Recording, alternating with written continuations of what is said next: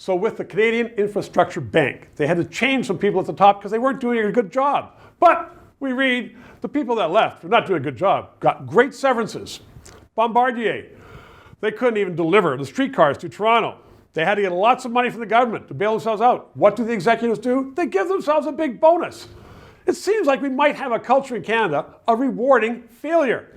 Soma Ray-Ellis is an employment lawyer with Gardner Roberts in Toronto. She knows her stuff. She joins me right now. So while we're sitting here in the National Club, I want you to tell me, do we reward failure?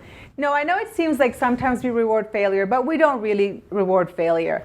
Well, sounds like we do. Well, so, you know what? There are instances when we hear about a $50 million bonus and the company's not doing very well, and it doesn't make any sense, does it? Right. Well, here's why these individuals get this. It's a very small segment of the population. There is a lot of competition to have these people come and to be the CEO of your company. So it's what the market will bear. The other thing is they're not working. These individuals are not working a regular workday. They're working 16, 17 hours a day, 7 days a week. And what is expected of them is often reliant on what everybody else down the line is producing. And if they can't produce, then we tend to blame people up at the top. So, well, they're the ones who had their heads cut off, either with certain banks or other organizations. You're not doing a good job, and you're gone.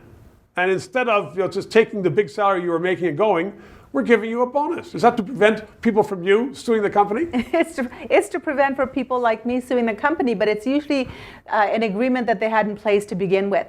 They're not giving them a bonus as a decision that's being made now. This was made when they first came into the company. The vast majority of executives have employment contracts that say, you know what?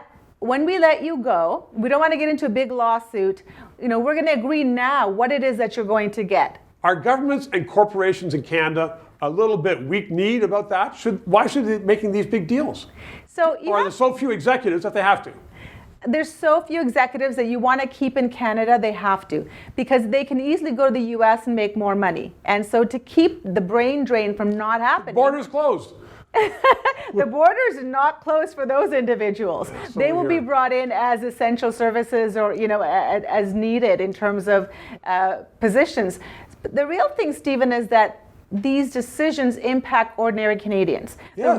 The real fight, though, not the way you think, the real fight has been the ordinary employee should get paid on total compensation when they're terminated, not just on their salaries. In other words, the ordinary employee should also be getting a bonus if a bonus was given to them all the way through, or if it was in their contract.